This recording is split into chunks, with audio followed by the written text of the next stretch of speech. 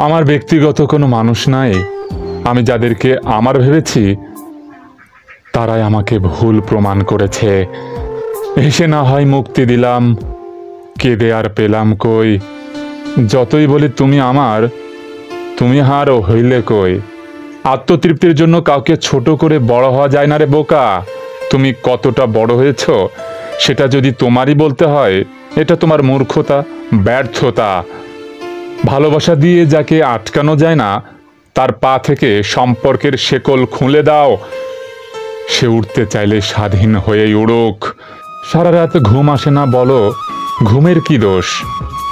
দোষ তো সেই চেহারার, যে চেহারাটা আমায় সারা রাত ঘুমাতে দেয় না।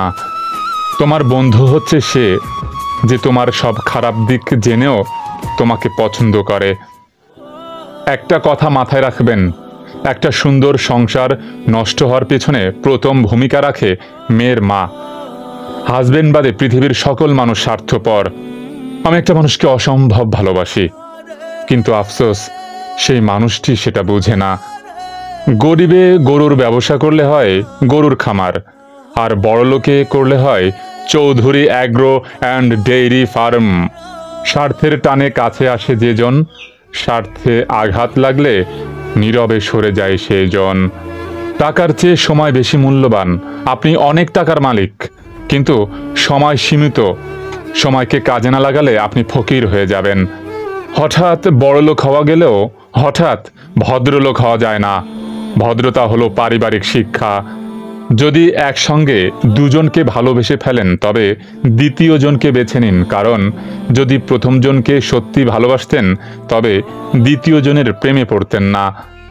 সময় আর প্রিয় মানুষ যখন একসাথে আঘাত করে তখন মানুষ বাইরে থেকে নয়, ভেতর থেকে মরে যায়।